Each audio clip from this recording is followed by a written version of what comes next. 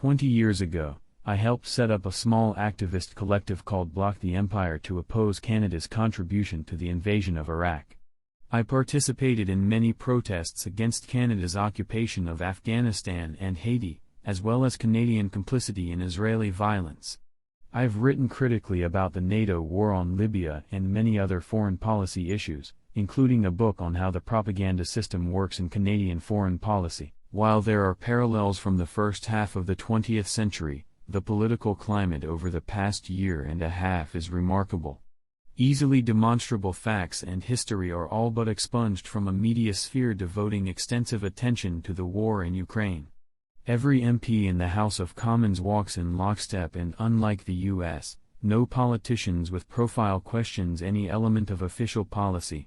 Long-standing peace organizers' efforts to host small public meetings that challenge the stunningly simplistic dominant narrative face aggressive, often successful, bids for them to be shut down. Russia's actions violate international law and are brutal.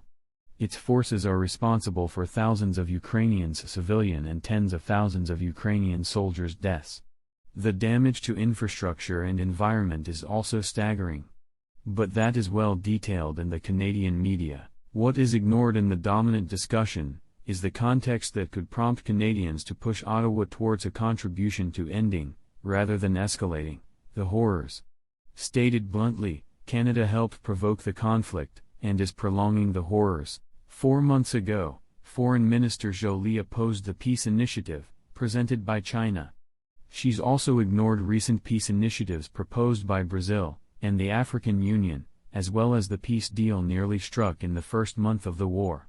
Concurrently, Joly has suggested that Canada's aim is to precipitate regime change in Moscow. Ottawa is prolonging the fighting in support of Washington's bid to weaken Russia, and further subordinate Central Europe to its agenda. Ukrainians are the ones dying, but Canada is effectively at war with Russia. Over the past 17 months, Canada has given $2 billion in arms, provided significant intelligence assistance, promoted former Canadian soldiers fighting, trained thousands of Ukrainian troops, and dispatched special forces. Ottawa has sent troops and vessels throughout Eastern Europe, and is spending $2.6 billion over 3 years to more than double its force in Latvia, to 2,200 personnel. Canada has been leading a NATO battle group on Russia's border since 2017. As part of the alliance's belligerence, Minister Joly went to Kyiv in mid-January 2022 to promote Ukraine's adhesion to NATO. She did so while more than 100,000 Russian troops were stationed on the border, as part of Moscow's bid to pressure Washington, Kyiv, and NATO over the alliance. Joly knew full well her move would increase the likelihood of the horrors we are currently witnessing. In 1990, Soviet/Russian leader, Mikhail Gorbachev, agreed not to obstruct German reunification, to withdraw tens of thousands of troops from the east, and for the new Germany to be part of NATO, in return for assurances that the alliance wouldn't expand 1 inch eastward. Soon after taking office in 1993, Prime Minister Jean Chrétien began promoting Poland's adhesion to NATO, even complaining the US wasn't moving fast enough to incorporate that and other countries into the military alliance. Throughout this period, major media outlets reported on Moscow's opposition to NATO expansion, yet Ottawa pushed to double the size of the alliance. More provocatively, Chrétien expressed support for Ukraine joining NATO in 1996, and in the lead-up to the controversial 2008 summit, Prime Minister Harper joined George W. Bush in pressing for Ukraine's adhesion to NATO. At the time, most Ukrainians opposed joining the alliance, and US officials recognized it could split the country in two. In 2010, Viktor Yanukovych, who opposed joining NATO, won presidential elections overseen by Canadian observers. That didn't stop the Harper government from pursuing a multi-year campaign to weaken and ultimately help overthrow the elected president. Not long after Yanukovych took office, Harper visited Ukraine with ultranationalist Ukrainian Canadian Congress, UCC, head Paul Grode. During the trip, Harper met opposition leaders and visited a controversial new nationalist museum. Canadian officials' criticism of Yanukovych would grow, and early in the 3-month maiden protest movement, Foreign Minister John Baird visited Maidan Square with Grode to support the demonstrators. At the height of the protests, opposition forces, including the far-right C-14, used the Canadian embassy in Kyiv, which was immediately adjacent to Maidan Square, as a staging ground for a week in their bid to topple Yanukovych. After Yanukovych was ousted, Baird immediately welcomed the appointment of a new government, saying, "The appointment of a legitimate government is a vital step forward in restoring democracy and normalcy to Ukraine." But the country's constitutional provisions dealing with impeachment or replacing a president were flagrantly violated. Days later, Baird led a delegation of Conservative Party MPs and Ukrainian Canadian representatives to meet the acting president and new prime minister.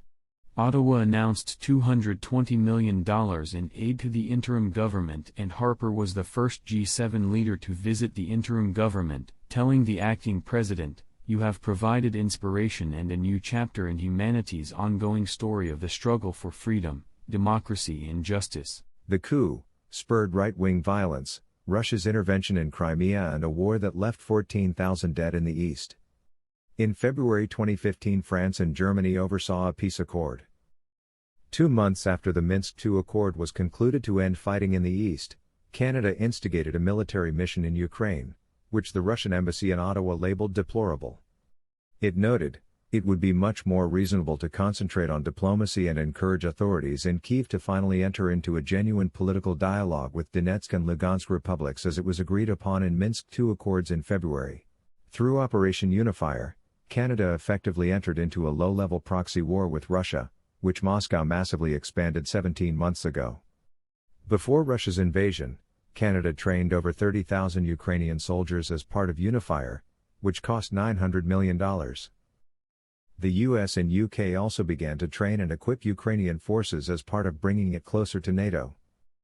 As part of Unifier, Canadians trained far-right forces including the Azov Battalion, which used the Nazi Wolfsangel symbol and praised officials who helped slaughter Poles, Russians and Jews during World War II. Ottawa has had a long dalliance with Ukrainian fascists. After World War II, Canada opened its door to tens of thousands of Ukrainian nationalists, many of whom had fought with the Nazis against the Soviets.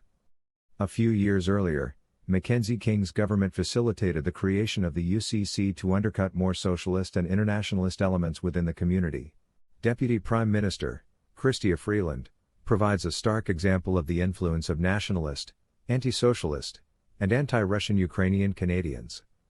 Her grandfather was the editor of a pro-Nazi publication, and Freeland's mother helped write Ukraine's centralizing post-independence constitution.